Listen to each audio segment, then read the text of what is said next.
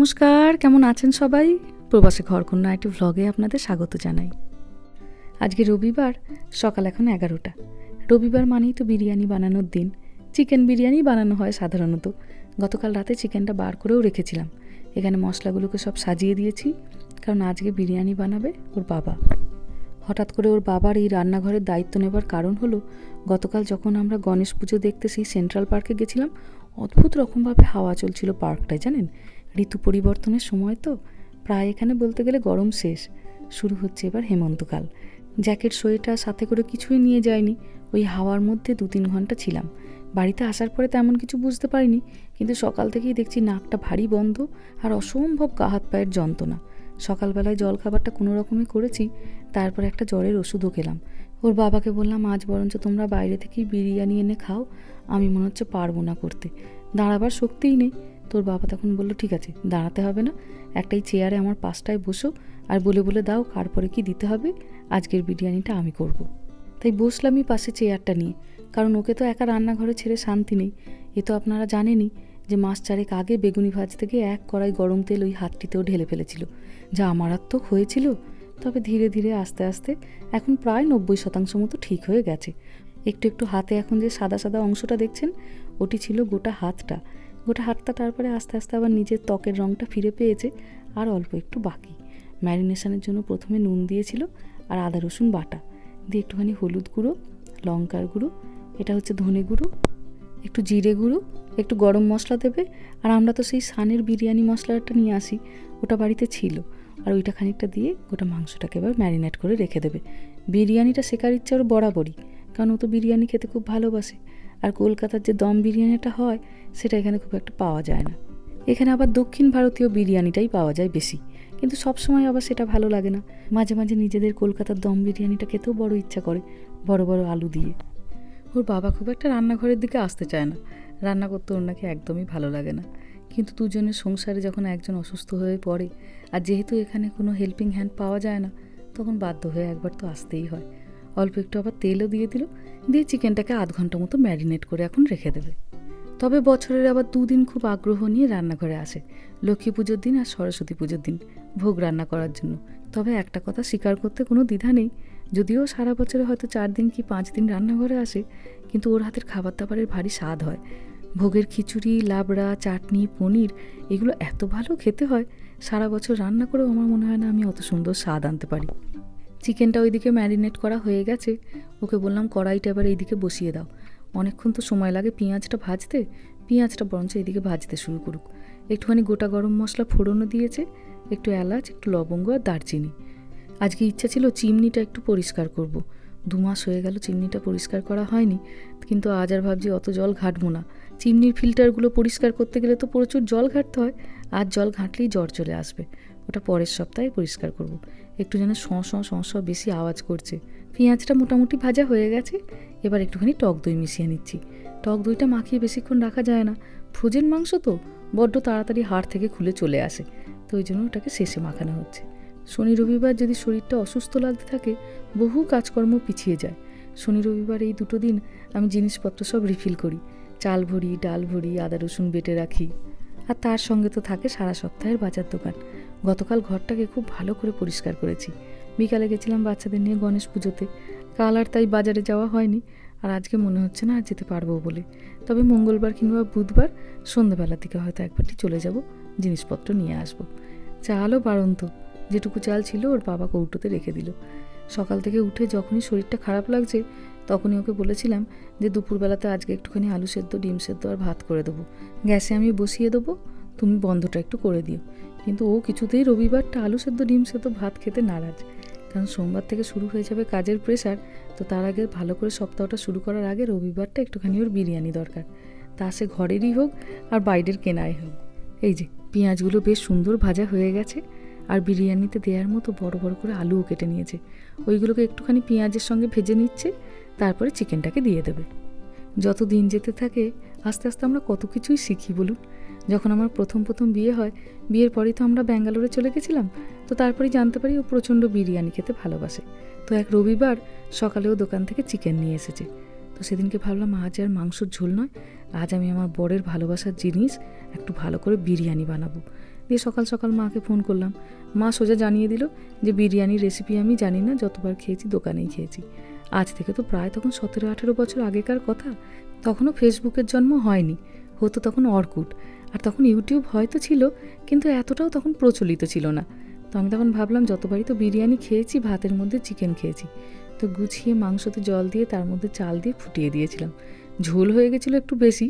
তো যখন ওকে খেতে দিই, ও তখন বলে, এটা কী করেছো? আমি বললাম বিরিয়ানি করেছি, একটু ঝোলটা বেশি। তো তখন বলেছিল, হ্যাঁ মাংসের ঝোল দিয়ে ভাতটা আমাকে আলাদা করে আর মেখে নিতে হলো না, তুমিই মেখে দিয়েছো সুন্দর করে। চিকেনের রঙটা ভারী সুন্দর এসেছে বলতে মুখে এক চিলতে হাসি খেলে গেল। তবে এবার মনে হচ্ছে একটু ক্লান্ত হয়ে পড়েছে। বিরিয়ানিটা তো বেশ একটু সময় সাপেক্ষ ব্যাপার।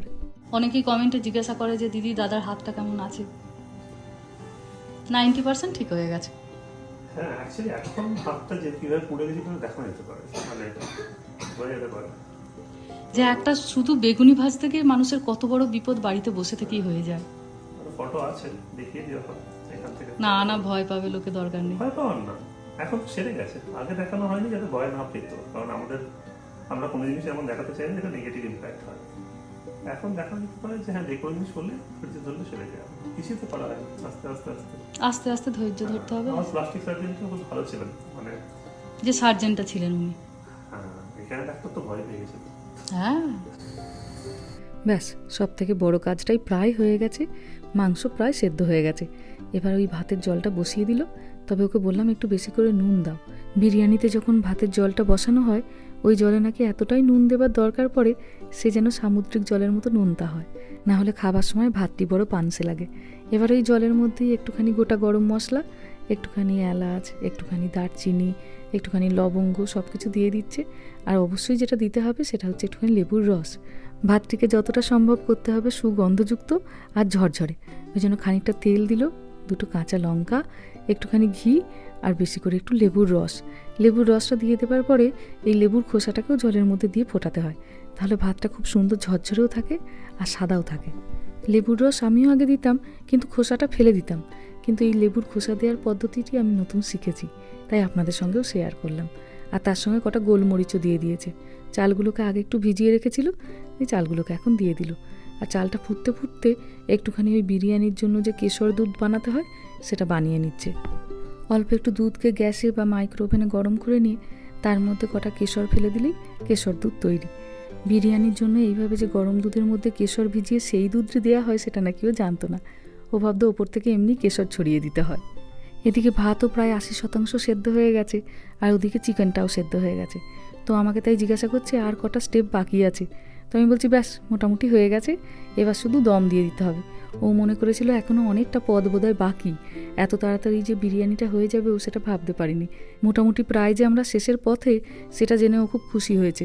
বলছে এবার মাঝে মাঝে আমি বিরিয়ানি বানাবো, এমন কিছু তো দেখছি এটা কঠিন কাজ নয়। এবার এই চালটা থেকে যে সমস্ত মশলাগুলো মনে হয় খাবেন না সেগুলোকে তুলে ফেলে দিলেই হবে। যেমন লেবুটা, কেউ কেউ কাঁচা লঙ্কাটাও তুলে ফেলে দেন, কেউ আবার লবঙ্গ তুলে ফেলে দেন। তো এবার ভাতটাকে খানিকক্ষণ ছড়িয়ে রাখা হলো। ভাতটা এবার ঠান্ডা হবে, তারপরে দমে দেবো। কারণ এই গরম ভাতকে ধরেই যদি আবার দমে দিয়ে দেওয়া হয় তাহলে ভাতটা একটু বেশি সেদ্ধ হয়ে যায়। বিরিয়ানির ওই ঝরঝরে ভাবটা তখন আর থাকে না। এই 2-1টি ছোটোখাটো জিনিস একটু মাথায় রাখলেই ঘরোয়া বিরিয়ানি দেখি ভালোই খেতে হয়, হজম করতে সুবিধা হয়, ঝালটা নিজের পরিবারের মতো দেয়া যায়, বাচ্চারাও খুব ভালো তাতে উপভোগ করতে পারে। ব্যাস এবার বড় কড়াইটা বার করে নেওয়া হলো, কারণ ওই ছোটো কড়াইতে ঠিকভাবে দম দেওয়া যাবে না। বেশি আবার ছোটো জায়গায় চাপাচাপি করে দিলে বিরিয়ানির ভাতটা আবার ভেঙে যেতে পারে। হয়ে গেল প্রায় পুরো পদ্ধতিটাই আর মিনিট 5-এর কাজ। কিছু জিনিসপত্র এবার একটুখানি শুধু গুছিয়ে দিয়ে দেওয়া।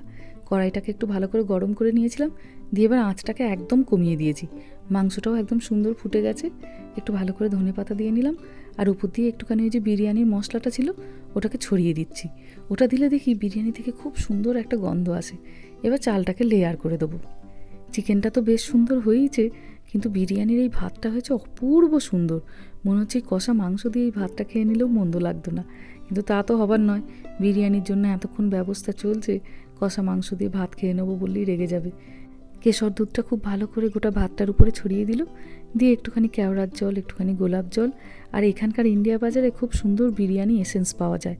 দোকানে গেলে যে বিরিয়ানির থেকে একটা খুব ভালো বিরিয়ানি গন্ধ ওঠে, যেটা অনেক সময় বাড়িতে পাওয়া যায় না, এই বিরিয়ানি এসেন্সটা দিয়ে দিলে দেখি খুব সুন্দর গন্ধটা আসে। তবে এখানে আমি খুব একটা মিঠা আতর দেখতে পাইনি, জানেন। মিঠা আতর যদি কখনো পাই নিয়ে আসবো। অনেকেই বলেন যে ইন্ডিয়া বাজারে পাওয়া যায়, কিন্তু আমার চোখে কখনো পড়েনি। একটুখানি লেবু পাতলা পাতলা করে দিয়ে দিলাম, লেবুর গন্ধটাও ভারী সুন্দর লাগে। আর কড়াইতে একটা ওই যে ছোটো মুখ ছিল, ওখানে একটা ছোটো লবঙ্গ দিয়ে দিল, যাতে গন্ধটা না বেরিয়ে আসে। টোটাল আমরা ভেবেছি আধ ঘন্টার দমে বসিয়ে রাখবো বিরিয়ানিটাকে। তো 20 মিনিট হয়ে যাওয়ার পরে খানিকটা ঘিকে মাইক্রো ওভেনে গরম করে দিয়ে দিলাম। আগের থেকে ঘিটা দিলে দেখি ঘিয়ের গন্ধটা উবে যায়, ওই জন্য ঘিটা একটুখানি শেষে দিচ্ছি। ব্যাস হয়ে গেছে। 30 মিনিট দমে থাকার পরে গ্যাসটা বন্ধ করে দিয়ে আরও 10 মিনিট রেখে দিয়েছিলাম। লেবুগুলোকে সরিয়ে দিলাম, ওর বাবাকে এবার দিই। বেচারি ঘন্টা দেড়েক ধরে রান্না করছে। আমিও ওষুধ খাবার পরে বেশ এখন অনেকটা সুস্থ, গা হাত পা যন্ত্রণাটাও কমেছে। আবার এই খাবার খেয়ে নিয়ে একটু খেয়ে নেব। দাঁড়ান কেমন হয়েছে দেখি। ঢাকনাটা খুলতেই গোটা ঘরটা একদম বিরিয়ানির গন্ধে যেন একদম মোমো করছে। গন্ধটা তুমুল এসেছে, ঘি, কেওড়ার জল, গোলাপ জল। কেমন হয়েছে? ভালো হয়েছে? নিজে মুখে করে কথা বলি?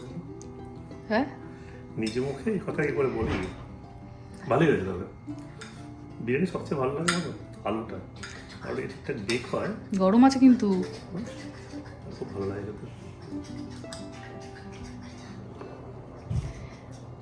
প্রায় 3-4 মাস পরে কিন্তু তুমি রান্নাঘরে আসতে পারলে। হুম। সেই হাতটা পুড়ে যাওয়ার পর থেকে এমন একটা ভয় তৈরি হয়ে গেছিল, বাবারে আমি ঢোক গিলে মরে যাচ্ছি। দেখি একটা খেয়ে দেখো।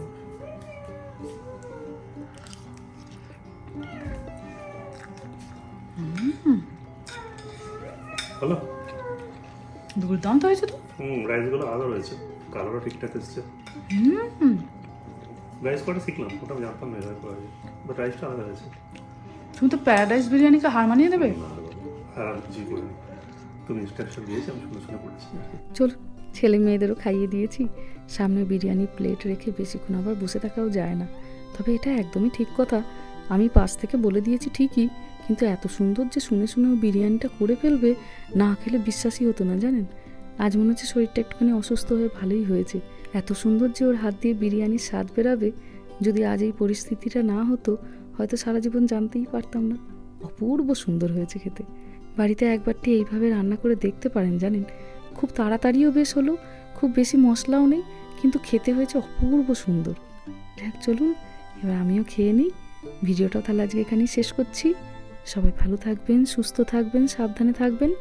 আর ব্লগটা কেমন লাগলো সেটা আমাকে অবশ্যই কমেন্টে জানাবেন। ভালো লাগলে একটা লাইক করে দেবেন।